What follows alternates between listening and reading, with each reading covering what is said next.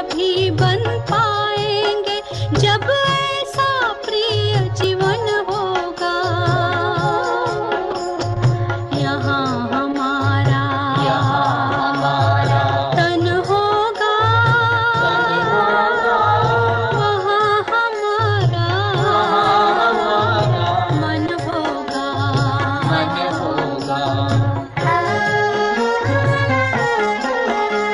जहाँ होता है मानव का धन, वहीं होता है उसका मन। इसलिए परमात्मा ने बताया, मुझसे लगा लो अपना मन। हम सा नहीं कोई जमाने में, रचना रचता का ज्ञान जिसे, पर ऐसा भी बनना होगा नहीं कभी अभिमान जिसे। यहाँ हमारा तन होगा, वहाँ हमारा मन होगा।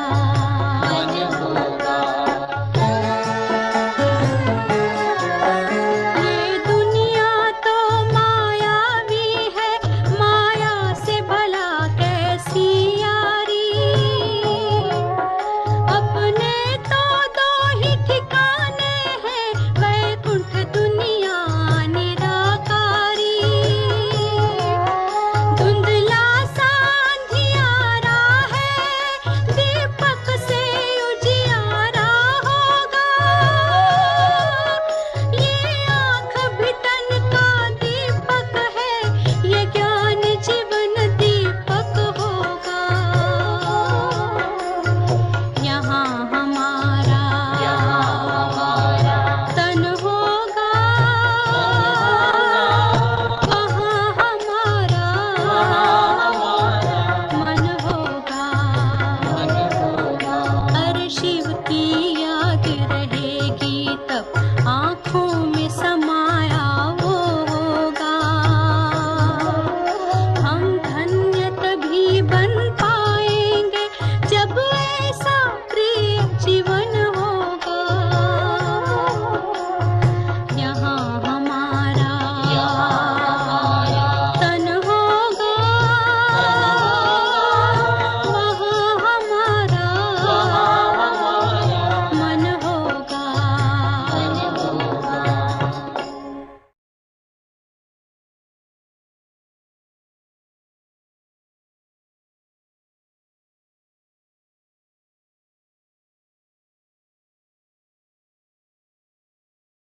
बाबा చెప్తున్నారు, रूहानी सेनानियों से रूहानी कमांडर की मुलाकात 14:1 ఆత్మిక సైన్యంతో ఆత్మిక కమాండర్ యొక్క मुलाकात कलेक। आज विशेष कौन सा संगठन है? तो संगठन को अपने डबल सेवाधारी बच्चों, जो हर एक डबल सेवाधारी व डबल नॉलेजफुल हैं, ऐसे ग्रुप को देख आज वतन में एक विशेष संवाद चला। ఈ రోజు విశేషంగా ఎటువంటి సంఘటన ఇది? ఈ సంఘటనను తమ డబల్ సేవాధారి పిల్లలను, ఎవరైతే ప్రతి ఒక్కరు డబల్ సేవాధారి లేక డబల్ నాలెడ్జ్ఫుల్ అటువంటి గ్రూప్ ని చూస్తూ ఈ రోజు వతనంలో ఒక విశేషమైనటువంటి సంభాషణ నడిచింది। ब्रह्मा बाप बोले, ये विशेष मेरी बुझाई। श्री बाप बोले, यह मेरी रुद्रमाला। ब्रह्मा बाबा చెప్పారు, వీళ్ళు నా విశేషమైన భుజాలు అని। మరి శ్రీ బాబా చెప్పారు, వీళ్ళు నా రుద్రమాల అని. రుద్రమాల మే విశేషం అంటే, రుద్రమాల అంటే విశేషంగా మణులు ఉంటాయి, పూసలు ఉంటాయి. ऐसे चिट चाट चलते हुए श्री बाबा ने पूछा ब्रह्मा बाम से, आज की यह सब बुझाए राइट हैंड से है या लेफ्ट हैंड से? श्री बाबा की మరియు బ్రహ్మా బాబాకి చిట్ చాట్ నడిచింది.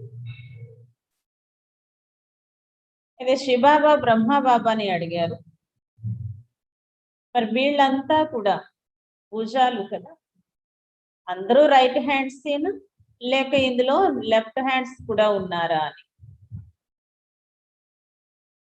రైట్ హ్యాండ్స్ ఆర్ ద సదా సమాన్ స్వచ్ఛ और సత్యవాది. రైట్ హ్యాండ్స్ అంటే అర్థము సదా బాబా సమానంగా, స్వచ్ఛంగా, సత్యవాదిగా ఉండటము. तो सब राइट हैंड्स हैं, మరి అందరూ రైట్ హ్యాండ్స్ ఏనా? ఈ మూడు లక్షణాలు ఉంటే నేను బాబాకి రైట్ హ్యాండ్ అని భావించవచ్చు. तो ब्रह्मा बाप मुस्कुराए और मुस्कुराते हुए बोले, हर एक का पोता मेल तो आपके पास है ही. ఇప్పుడు బ్రహ్మా బాబా ఏం చెప్పారు? చిరునవ్వు నవ్వుతూ మరియు నవ్విస్తూ, ప్రతి ఒక్కరి లెక్కాచారం మీ దగ్గరే ఉంది కదా అని. బాబా బ్రహ్మ బాబాని అడిగారు. బ్రహ్మ బాబా ఏమంటున్నారు? అందరి లెక్కాచారం మీ దగ్గరే ఉంది కదా బాబా అని. जब पोता मेल देखने की बात आई, हर एक बच्चे का पोता मेल सामने इमर्ज हुआ. ఎప్పుడైతే లెక్కాచారాల్ని చూసేటువంటి విషయం వచ్చిందో, పిల్లల ప్రతి ఒక్కరి లెక్కాచారం ఎదురుగా ఎమర్జ్ అయిపోయింది. कैसे ఎమర్జ్ हुआ? ఏ విధంగా ఎమర్జ్ అయింది? బాబా చెప్తున్నారు, ఏ ఘడికే రూప్ మే, ఒక గడియారం యొక్క రూపంలో ఎమర్జ్ అయింది. जिसमें हर एक की 4 సబ్జెక్ట్స్ के 4 భాగ్ थे. అందులో ప్రతి ఒక్కరి యొక్క లెక్కాచారం ఎలా ఉంది? 4 సబ్జెక్ట్స్, 4 భాగాలుగా ఉంది. जैसे यहाँ सृष्टि चक्र का चित्र बनाते हो, हर भाग में अलग अलग कांटे लगे हुए थे, जो हर एक के चारों ही सब्जेक्ट्स की పర్సంటేజ్ బతా రహీ. ఏ విధంగా ఇక్కడ సృష్టి చక్రము 4 భాగాలుగా ఉంటుంది కదా, 4 యుగాలు. అలాగే ప్రతి ఒక్క భాగంలో వేర్వేరు ముళ్ళు అనేది ఉంది. అయితే ప్రతి ఒక్కరు ఈ 4 సబ్జెక్ట్స్ యొక్క పర్సంటేజ్ అనేది చూపిస్తుంది. ఒక్కొక్క భాగంలో ఒక్కొక్క ముళ్ళు ఉంది, అది ఎంతెంత పర్సంటేజ్ లో ఉంది అన్నది కూడా చూపిస్తుంది.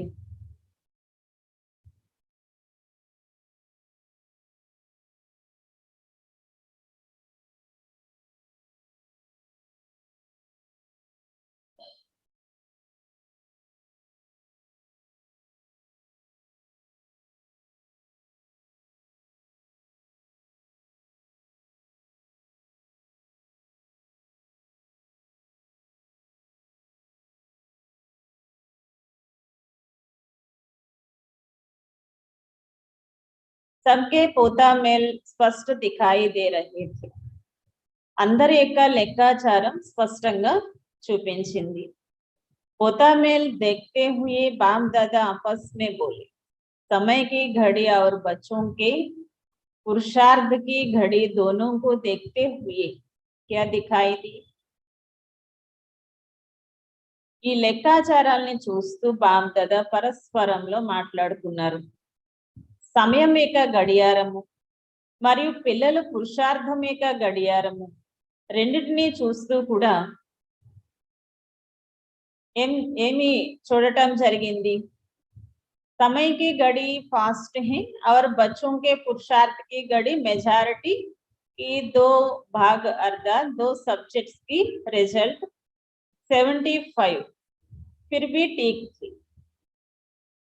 బాబా చెప్తున్నారు సమయం యొక్క గడియారం ఫాస్ట్ గా ఉంది, మరి పిల్లల పురుషార్థం యొక్క గడియారం మెజారిటీ 2 భాగాలు అనగా 2 సబ్జెక్ట్స్ అయితే 75% रिजल्ट ఉంది.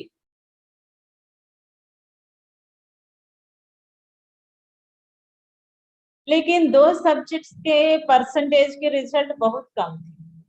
కానీ మిగిలిన 2 సబ్జెక్ట్స్ యొక్క రిజల్ట్ చాలా తక్కువ ఉంది పర్సెంటేజ్ అంటున్నారు కదా. तो बाम दादा बोली इस रिजल्ट के प्रमाण एवरेडी ग्रुप कहेंगे. మరి ఈ రిజల్ట్ ని చూసి ఎవరెడీ గ్రూప్ అని అంటారా? जैसे विनाश का बटन दबाने की देरी सेकंड की बाजी पर बात बनी हुई और ऐसे स्थापना के निमित्त बने हुए बच्चे हर सेकंड में तैयार हो जाए, ऐसा स्मृति का समर्थ बटन तैयार. बाबा చెప్తున్నారు ఏ విధంగా వినాశనం యొక్క బటన్ నొక్కడం అనేది పెద్ద సమయం పట్టదు.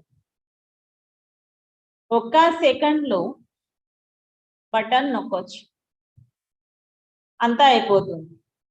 మరి స్థాపనకి నిమిత్తమై ఉన్నటువంటి పిల్లలు 1 సెకండ్ లో రెడీ అయిపోయి ఉన్నారు. ఇటువంటి స్మృతి యొక్క సమర్థవంతమైన బటన్ రెడీగా ఉందా అంటున్నారు బాబా. जो संकल्प किया और अशरीरी ఏదైతే సంకల్పం చేస్తారో వెంటనే అశరీరి అయిపోవాలి. సంకల్పం చేశారు అయిపోవాలి. संकल्प किया और सर्व के विश्व कल्याणकारी ऊंचे स्टेज पर स्थित हो जाए और उसी स्टेज पर स्थित हो साक्षी दृष्टि हो विनाश लीला देख सके. బాబా చెప్తున్నారు ఏ సంకల్పం అయితే చేస్తారో వెంటనే అశరీరిగా అయిపోవాలి. సంకల్పం చేస్తారు సర్వల యొక్క విశ్వ కళ్యాణకారి అని ఉన్నతమైన స్టేజ్ లో స్థితి అయిపోవాలి. ఆ స్థితిలో స్థితి అయ్యి సాక్షి దృష్టి ద్వారా వినాశనం యొక్క లీలలను చూడగలగాలి. సాధారణంగా అయితే మనం వినాశనం యొక్క దృశ్యాన్ని చూడలేము కనుక సాక్షి దృష్టి ఉండాలి, విశ్వ కళ్యాణకారి స్టేజ్ లో ఉండాలి. देह के सर्व आकर्षण अर्थ संबंध पदार्थ संस्कार सबकी आकर्षण से परे, प्रकृति की हलचल की आकर्षण से परे फरिश्तापन ऊपर के स्टेज पर स्थित हो शांत और शक्ति की किरणों सर्व आत्माओं के प्रति दे सके, ऐसे स्मृति का समर्थ बटन तैयार है. बाबा ఎటువంటి బటన్ రెడీగా ఉండాలని చెప్తున్నారు?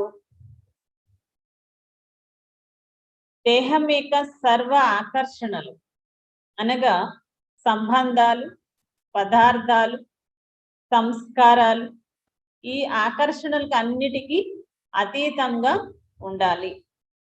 ప్రకృతి యొక్క అలజడుల యొక్క ఆకర్షణ నుండి కూడా అతీతంగా ఉండాలి.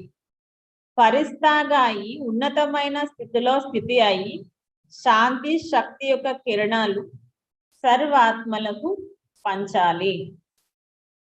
మరి ఎటువంటి స్మృతి రూపీ సమర్థవంతమైన బటన్ రెడీగా ఉందా అంటున్నారు బాబా. వీటన్నిటికీ నేను అతీతంగా ఉన్నాను, ఫరిస్తాగా ఉన్నాను, సాక్షి దృష్టి కలిగి ఉన్నాను, నేను రెడీ అని భావిస్తున్నారా? ఇదే బటన్ అంటే जब दोनों बटन तैयार हो तब तो समाप्त हो. ఎప్పుడైతే ఈ 2 బటన్స్ రెడీ అయిపోయి ఉంటాయో అప్పుడు సమాప్తం అవుతుంది. ఏ 2 బటన్స్? ఒకటి వినాశనం యొక్క బటన్ అది రెడీగానే ఉంది అంటున్నారు కదా, రెడీగానే ఉంది కదా. వినాశనం చేయడానికి కావలసిన సాధనాలన్నీ రెడీగానే పెట్టి ఉంచారు, ఎప్పుడంటూ ఎదురు చూస్తున్నారు. ఇంకా బాబా ఏం చెప్తున్నారు, సమర్థవంతమైన బటన్ యొక్క రెడీ చేసుకుని పెట్టుకున్నారా స్థాపనకి నిమిత్తమై ఉన్నటువంటి పిల్లలు అని చెప్తున్నారు. అందుకు బాబా ఆ బటన్ అంటే ఏం చెప్పారు, అన్ని ఆకర్షణలకి అతీతంగా సాక్షి దృష్టి కలిగి అశరీర స్థితిలో ఫరిస్తా స్వరూపంగా స్థితి అయి ఉండటమే ఆ బటన్ కి అర్థము. మరి ఎప్పుడైతే ఈ రెండు బటన్స్ రెడీ అయిపోయి ఉంటాయి అప్పుడు సమాప్తం అవుతుంది. గ్రూప్ కో దేకర్ వతన్ మే పోతా మే ఇమర్జ్ హువా. ఈ గ్రూప్ ని చూస్తూ వతనంలో ఈ లెక్కాచారం అంతా ఇమర్జ్ అయ్యింది. जैसे बाहुबल वाली सेना में भी वैरायटी प्रकार के सैनिक होते हैं. ఏ విధంగా ఈ బాహ్య ప్రపంచంలో ఉన్నటువంటి సైన్యం కూడా వెరైటీ రకాలైనటువంటి సైన్యం అనేది ఉంటుంది. कोई बॉर्डर पर जाने वाले, युद्ध में मैदान पर जाने वाले, अदर डायरेक्ट वार करने वाले और दूसरे उनकी पालना करने वाले पीछे होते हैं. डायरेक्टर तो बैकबोन होते हैं. బాబా చెప్తున్నారు అక్కడ స్థూలంగా జరిగేటువంటి ఈ ప్రపంచంలో జరిగేటువంటి యుద్ధం కూడా ఎలా ఉంటుంది, కొందరు బోర్డర్ లో ఉండేవాళ్ళు ఉంటారు,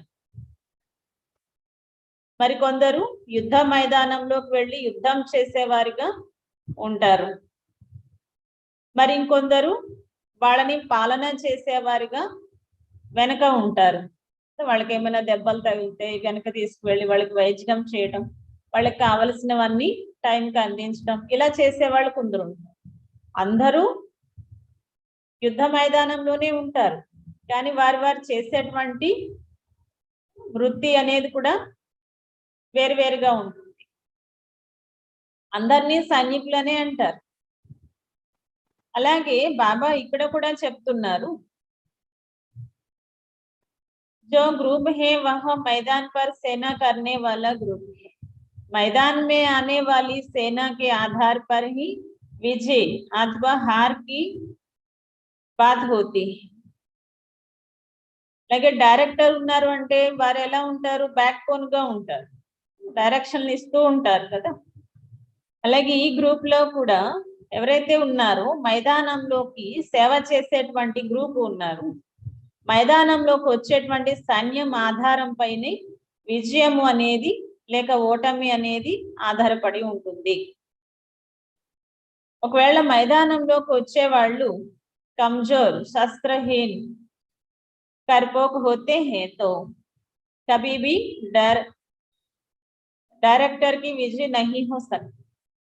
బాబా చెప్తున్నారు, ఒకవేళ యుద్ధ మైదానంలోకి వచ్చే వాళ్ళు బలహీనులు, శస్త్రహీనులు, పిరికి వాళ్ళు అనుకోండి, వాళ్ళు ఎప్పటికీ కూడా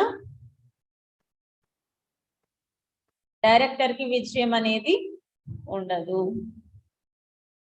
విజయాన్ని చేకూర్చలేరు. విశ్వ కళ్యాణ్ కే మైదాన్ పర్ యహో సేవాధారి గ్రూప్. ఈ విశ్వ కళ్యాణం యొక్క మైదానంలో మీరు సేవాధారి గ్రూప్ सामना करने की शक्ति अर्थात अनुभव कराने की शक्ति, सभी को श्रेष्ठ चरित्र द्वारा बाप दादा का चित्र दिखाने की शक्ति, ऐसे शस्त्रधारी हैं. బాబా చెప్తున్నారు ఇది మహావీరుల యొక్క గ్రూప్, ఎదుర్కొనేటువంటి శక్తి అనగా అనుభవం చేయించేటువంటి శక్తి, అందరికీ శ్రేష్టమైన చరిత్ర ద్వారా బాప్ దాదా యొక్క చిత్రాన్ని చూపించేటువంటి శక్తి. ఇటువంటి శస్త్రధారులే కదా అంటున్నారు బాబా. బాబా యొక్క చరిత్రని మన యొక్క నడవడిక ద్వారా, గుణాల ద్వారా చూపించాలి. మరి ఇటువంటి అస్త్రాన్ని ధరించి ఉన్నారు కదా. క్యా సమజ్తే హో ఐసే శక్తి స్వరూప్ గ్రూప్ హి, ఇటువంటి శక్తిశాలి గ్రూప్ ఏనా ఏమని భావిస్తున్నారు? चारों ही सब्जेक्ट्स के चारों ही अलंकार धारी हो నాలుగు సబ్జెక్ట్స్ నాలుగు అలంకార ధారులే కదా ఈ నాలుగు సబ్జెక్ట్స్ ఏవైతే ఉన్నాయో జ్ఞానం యోగం ధారణ సేవ ఇవి నాలుగు కూడా నాలుగు అలంకారాలు అంటున్నారు బాబా దో భుజా వాలే శక్తి స్వరూప్ హే యా చార్ భుజా వాలే రెండు భుజాలు కలిగినటువంటి శక్తి స్వరూపులా లేక నాలుగు భుజాలు కలిగి ఉన్నారా यहाँ चार अलंकार चार सब्जेक्ट्स की निशानी ఈ నాలుగు అలంకారాలు నాలుగు సబ్జెక్ట్స్ కి గుర్తు అంటున్నారు బాబా గుర్తులు तो सभी अलंकार धारण किए మరి నాలుగు అలంకారాలు ధరించి ఉన్నారు కదా या किसी ने दो धारण किया है किसी ने तीन किया है या एक धारण करते हैं तो दूसरा छूट जाता है లేక నాలుగింటిలో రెండు ధారణ చేసాము రెండు వదిలేసాము లేక మూడు ధారణ చేసాము లేక ఒకటే ధరించాము మిగతాయి వదిలేసాము ఇలా అంటారా ఎన్ని ధరించారు ఎన్ని వదిలేశారు లేక అన్ని ధరించి ఉన్నారా तो इस ग्रुप को महत्व समझ ఈ గ్రూప్ యొక్క మహత్వం ఏంటో అర్థమైంది కదా బాబా ఏం చెప్పారు ఈ గ్రూప్ యొక్క మహత్వము మహావీరులు శస్త్రధారులు విజయి విశ్వ కళ్యాణకారి గ్రూప్ కనుక ఏం చేయాలి బాబా యొక్క చరిత్రను స్వయం ద్వారా సాక్షాత్కారం చేయించాలి నాలుగు సబ్జెక్ట్స్ కూడా ఫుల్ పాస్ అవ్వాలి श्रीमत का कांटा टिक तो तराजू के दोनों पलड़े बराबर रहेंगे बराबर रहेंगे बाबा చెప్తున్నారు శ్రీమతము అనేటువంటి ముళ్ళు సరిగ్గా ఉండి తగ్గడ అనేటువంటి రెండు పళ్ళాలు సమానంగా ఉంటాయి सेवा के मैदान पर आने वाला ग्रुप है अर्थात विजय के आधार मूर्ति ग्रुप है సేవా మైదానంలోకి వచ్చేటువంటి గ్రూప్ అంటేనే అర్థం విజయం యొక్క ఆధారమూర్తి గ్రూప్ అని ఆధారమూర్తి మజబూత్ హోను ఆధారమూర్తులు ఎలా ఉండాలి గట్టిగా దృఢంగా ఉండాలి కదా ఆధారమే కదిలిపోతే ఇక మిగతా సెట్ అంతా కదిలిపోతుంది కనుక ఆధారమూర్తులు దృఢంగా ఉండాలి ఆధార్ హిల్నే వాళ్ళతో నహి ఆధారం కదిలిపోయేలాగా ఉండకూడదు కదా जैसे ज्ञान और सेवा इस दो सब्जेक्ट्स के ऊपर रिजल्ट ఎంత చూశారు ఏ విధంగా జ్ఞానము మరియు సేవ ఈ రెండు సబ్జెక్ట్ లో రిజల్ట్ ఎంత ఉంది 75% ఉంది అది తక్కువ అయింది ఏంటి ఇంకా పిల్లలు జ్ఞానం చాలా బాగా చెప్తూ ఉంటారు అలాగే సేవ కూడా చాలా బాగా కష్టపడి చేస్తూ ఉంటారు మరి 4 సబ్జెక్టులో ఇంకా 2 సబ్జెక్టులు తక్కువ ఉన్నాయి ఏంటా రెండు పిల్లలకి యోగము ధారణ ఉండడం లేదు జ్ఞానము సేవ ఫస్ట్ క్లాస్ బాబా 75% మార్కులు ఇచ్చేసారు వాటి యోగము ధారణ అనేది చాలా అటెన్షన్ పెట్టాలి అంటున్నారు బాబా ఎందుకంటే ఈ 4 అలంకారధారులుగా అవ్వండి లేకపోతే సృష్టిలో ఉన్నటువంటి ఆత్మలకు స్పష్టమైన సాక్షాత్కారాన్ని చేయించలేరు కనుక ఈ 2 అలంకారాలని కూడా ధారణ చేయడం కోసం విశేషంగా ఏం అటెన్షన్ పెట్టుకోవాలి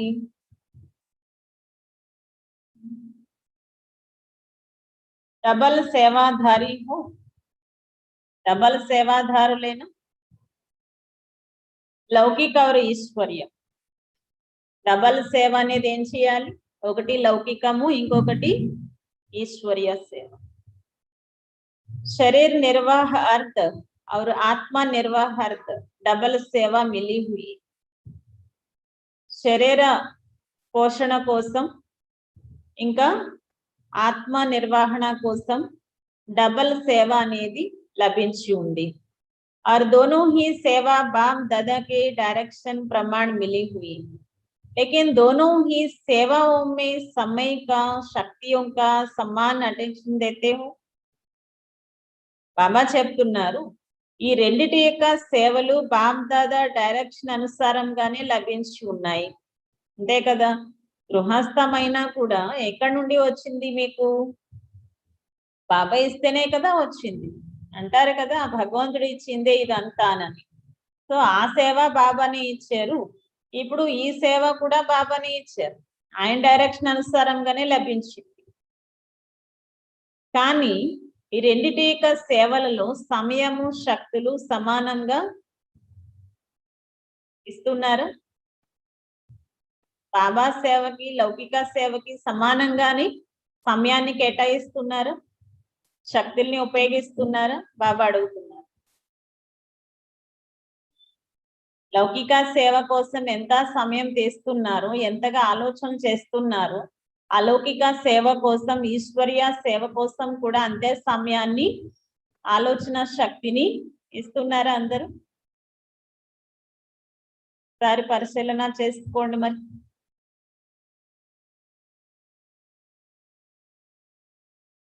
तराजू के दोनों तरफ समान रखते हैं. అక్కడ వేస్తే రెండు పళ్ళాలు సమానంగా ఉంటున్నాయా? ఏది ఎక్కువ బరువు ఉంటుంది?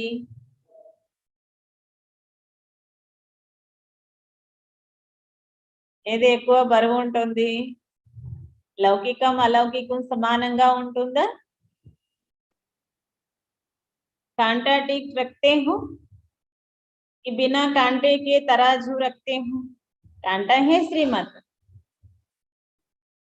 ముళ్ళు అంటే ఏంటి? బాబా ఇచ్చేటువంటి శ్రీమతం. మరి ముళ్ళు సరిగ్గా సమంగా ఉంటుందా,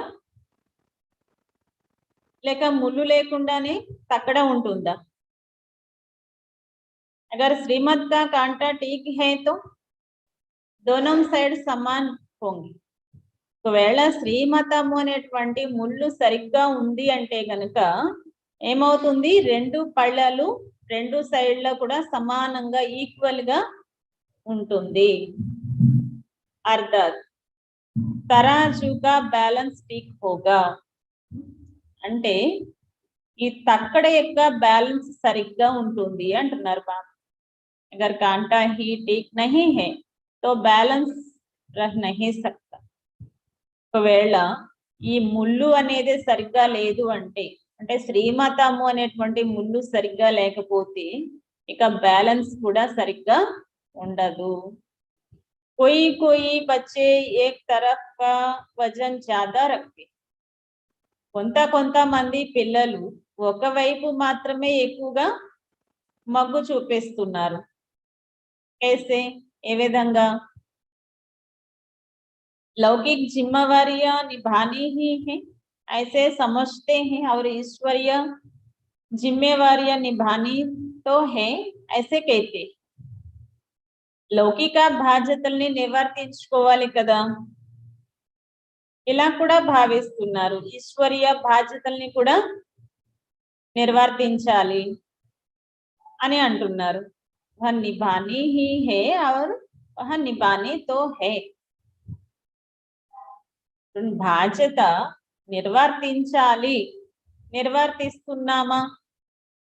ఇంచాలా చెయ్యాలి అన్నదానికి చేస్తున్నాము అన్నదానికి తేడా ఉంది కదా. బాబా సేవలు కూడా చెయ్యాలి, చేస్తున్నామా? ఎంత తేడా ఉంది చూడండి మరి. इसलिए एक तरफ का वजन ज्यादा हो जाता है और रिजल्ट क्या होती है.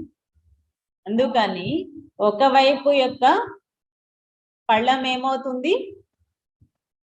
బరువు అవుతుంది.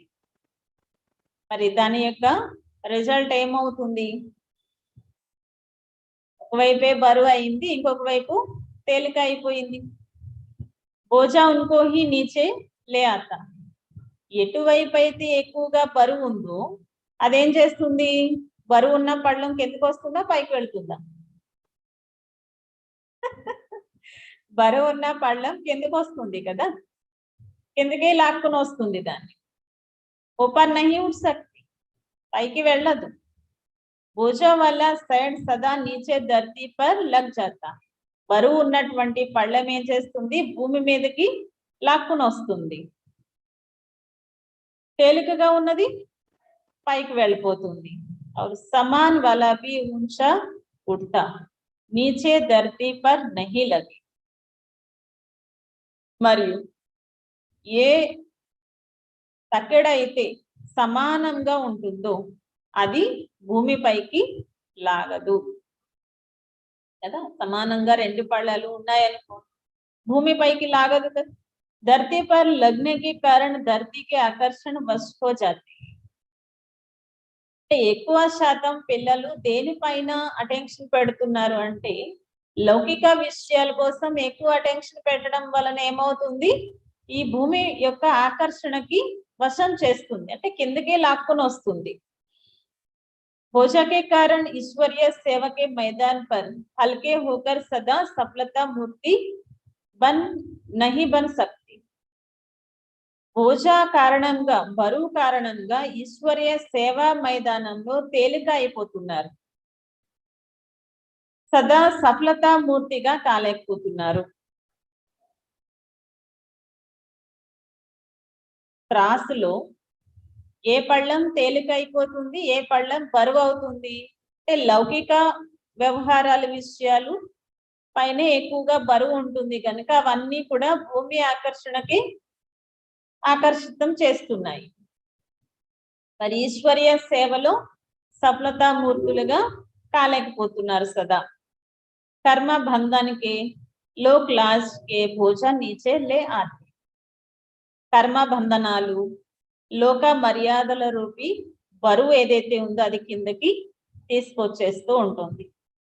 जिस लोग को छोड़ चुके उस लोग की लाज रखते हैं और जिस संगम युग व संगम लोग के बन चुके उस लोग की लाज रखना भूल जाते हैं. బాబా చెప్తున్నారు, ఏ లోకాన్నైతే మీరు విడిచిపెట్టాలో, ఏ లోకంనైతే మీరు విడిచిపెట్టేశారో ఆ లోకం యొక్క మర్యాదలు ఏవైతే ఉన్నాయో అవే పెట్టుకుంటున్నారు. మరియు సంగమయుగం యొక్క వాసులుగా అయ్యి ఆ సంగమయుగం యొక్క మర్యాదలు ఏవైతే ఉన్నాయో వాటిని మర్చిపోతున్నారు. వదిలి వెళ్ళిపోవలసినటువంటి లోకము, ఆ లోక మర్యాదలనే పట్టుకుంటున్నారు.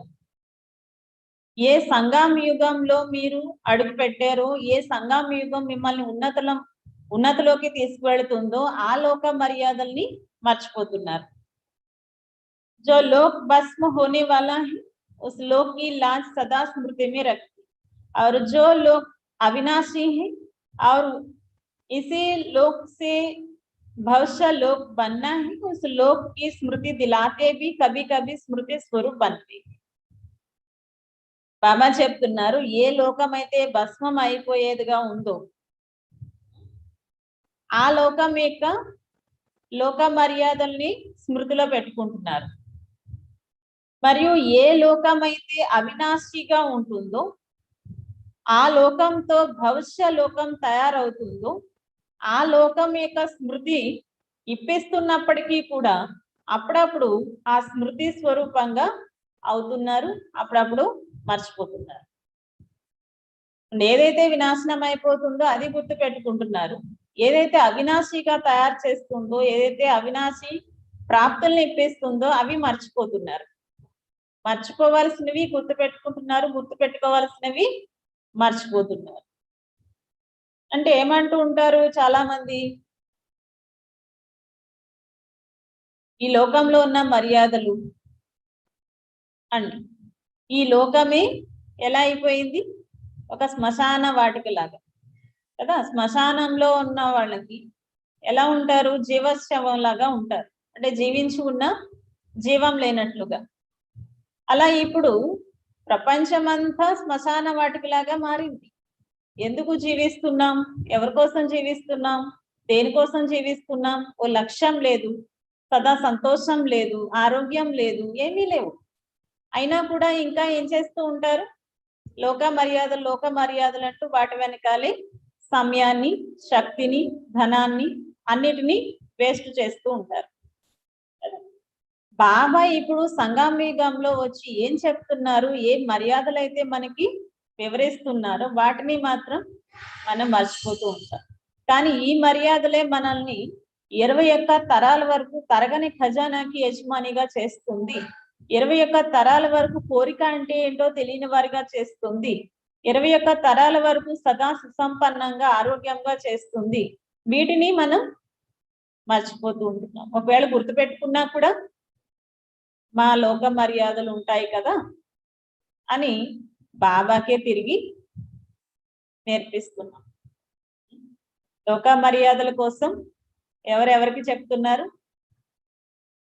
భగవంతుడికే చెప్తున్నారు. రివాజులు ఉంటాయి, మర్యాదలు ఉంటాయి. చూడండి, అసలైన మర్యాద ఏది, మర్యాద పురుషోత్తములు అని కలియుగంలో ఎవరిని అనరు. ఎంత గొప్పగా చేసిన, ఎంత హఠహాసంగా జీవిస్తున్నా మర్యాద పురుషోత్తములని అనరు. ఎవరినంటారు మర్యాద పురుషోత్తములని? సత్యయుగంలో ఉన్నటువంటి దేవతలనే అంటారు. మరి ఆ దేవతలు దేని ఆధారంగా తయారయ్యారు? సంగమయుగంలో బాబా నేర్పించేటువంటి ఈ మర్యాదల ద్వారానే ఆ దేవతలుగా అయింది. మరి బాబా ఇచ్చేటువంటి మర్యాదల పైన ఇప్పుడు నడవాలా, లేక వినాశనం అయిపోయేటువంటి ఈ ప్రపంచంలో ఉన్న మర్యాదల్ని అనుసరించి నడుచుకోవాలా అన్నది